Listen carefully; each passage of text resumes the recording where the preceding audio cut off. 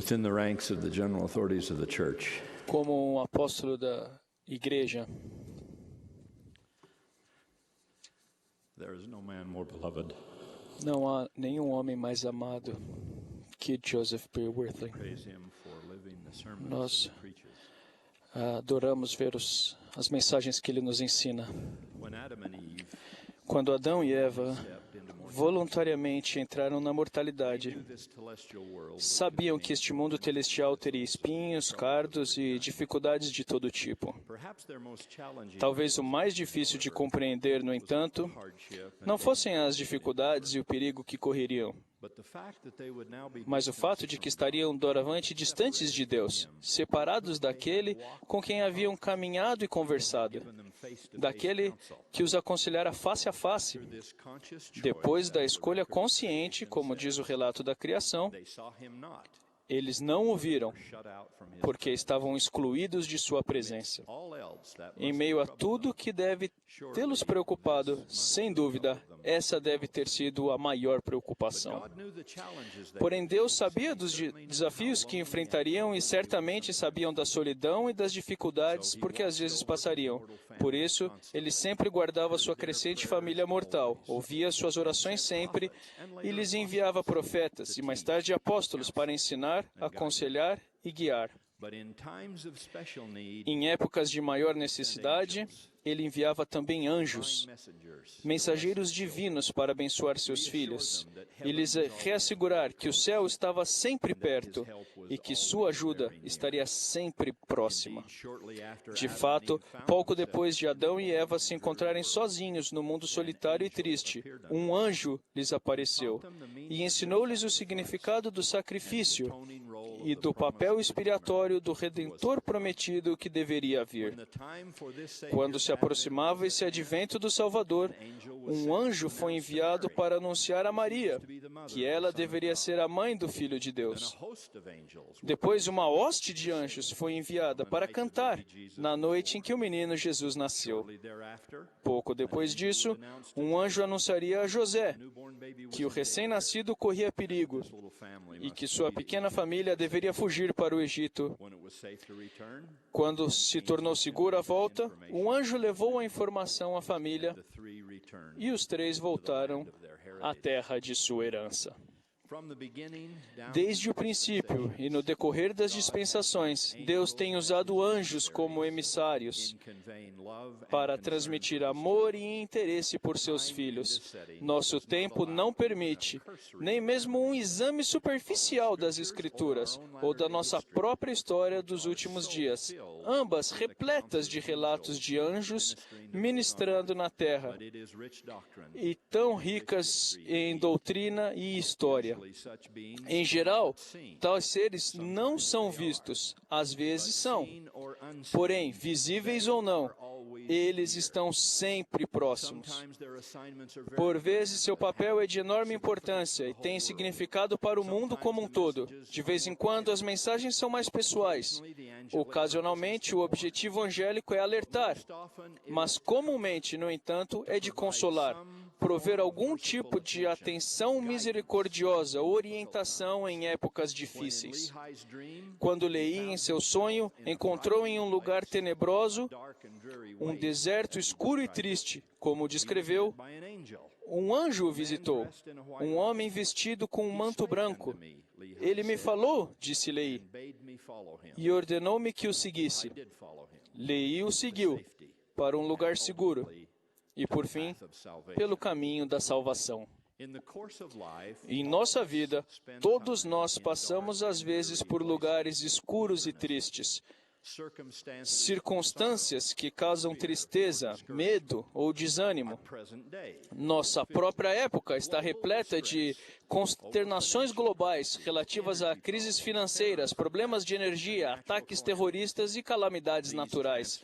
Tais distúrbios se traduzem em preocupações individuais e familiares, não só quanto a um teto sob o qual viver e ao alimento para nos suster, mas também quanto à segurança e ao bem-estar de nossos filhos. e as profecias modernas sobre o nosso planeta. Mais sérias do que essas, e às vezes a elas relacionadas, estão as questões da decadência ética, moral e espiritual entre populações grandes e pequenas, aqui e no exterior. Mas testifico-lhes que anjos ainda são enviados a nos ajudar, assim como foram enviados para auxiliar Adão e Eva, para ajudar os profetas e, de fato, para confortar o próprio Salvador do mundo. Mateus relata em seu Evangelho que depois de Satanás ter tentado Cristo no deserto, chegaram os anjos e o serviam. Mesmo o Filho de Deus, Ele próprio um Deus, teve necessidade de conforto celeste durante sua jornada mortal. E assim, tais ministrações serão dadas aos justos até o fim dos tempos. Como disse Mormon a seu filho Moroni, que também um dia seria um anjo, cessaram os dias de milagres? Ou deixaram os anjos de aparecer aos filhos dos homens? Ou negou-lhes ele o poder do Espírito Santo? Ou fará ele isso enquanto durar o tempo, ou existir a terra, ou existir na face da terra um homem para ser salvo? Eis que vos digo não, porque é pela fé que os anjos aparecem e ministram entre os filhos dos homens, pois eis que a Cristo estão sujeitos, para ministrarem de acordo com a palavra de sua ordem, manifestando-se aos que têm uma fé vigorosa e uma mente firme em toda forma de santidade. Convido todos que ouvem a minha voz a terem ânimo, encherem-se de fé e a lembrarem-se de que o Senhor disse que Ele lutaria nossas batalhas e as batalhas de nossos filhos e as batalhas dos filhos de nossos filhos. E o que fazemos para merecer tal proteção? Devemos buscar diligentemente, orar sempre e ser crentes.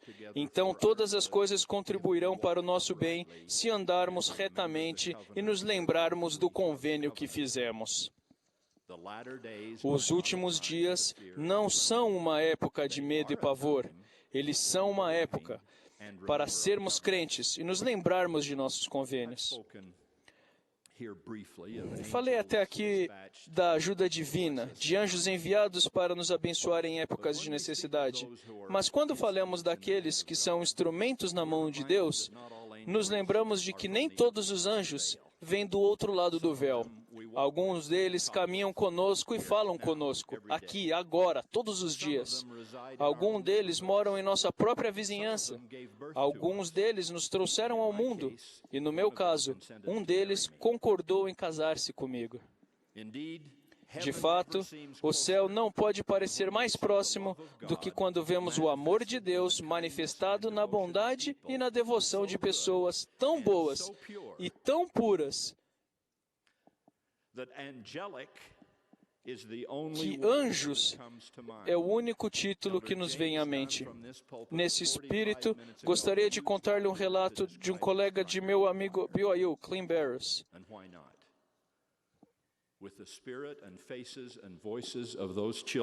Com o espírito e vozes daquelas crianças, deixe compartilhar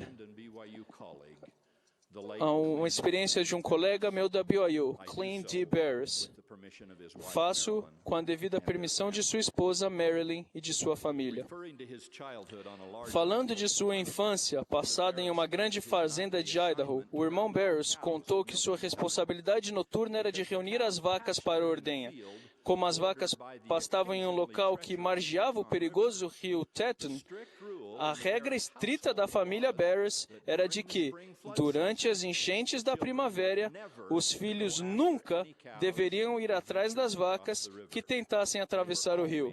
Deviam, em vez disso, voltar sempre a casa e pedir ajuda aos mais velhos.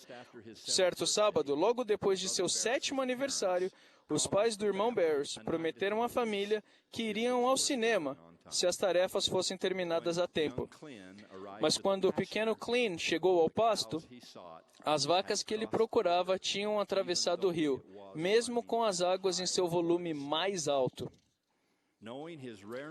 Sabendo que a incomum oportunidade de ir ao cinema corria risco, ele decidiu ir sozinho atrás das vacas, apesar de ter sido alertado muitas vezes para nunca fazê-lo. Ao fazer o seu velho cavalo Banner entrar na corrente fria e rápida, o menino mal conseguia ver a cabeça do cavalo acima da água. Um adulto sobre o cavalo estaria seguro.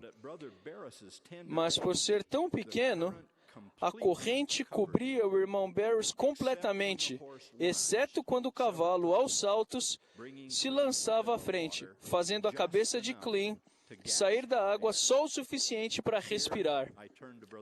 Agora narro nas palavras do próprio irmão Barris. Quando o cavalo finalmente galgou a outra margem, entendi que minha vida correra grande perigo e que eu tinha feito algo terrível. Eu desobedecera conscientemente a meu pai.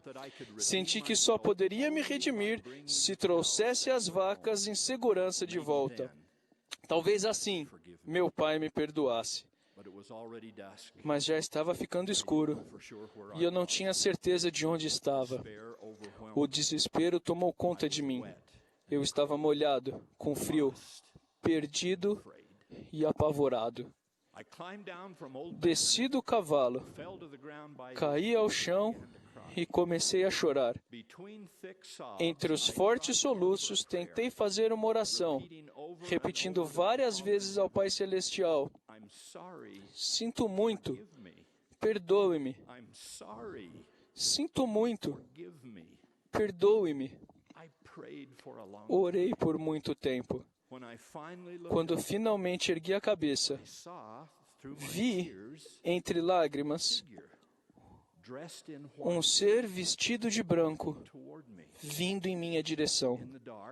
Na escuridão, tive certeza de que era um anjo enviado em resposta às minhas orações.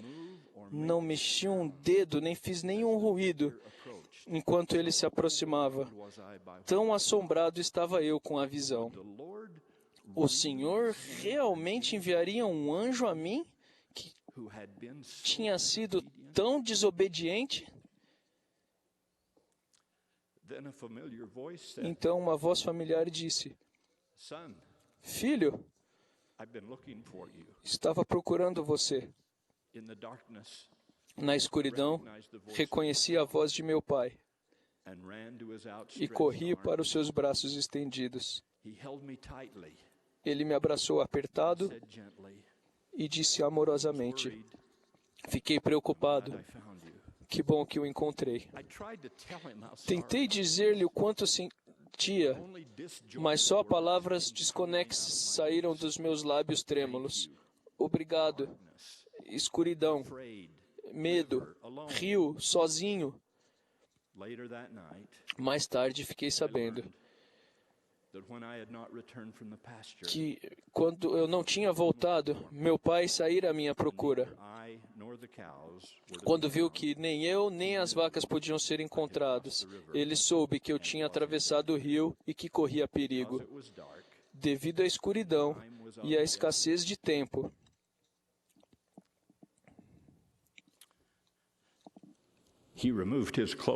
ele tirou as roupas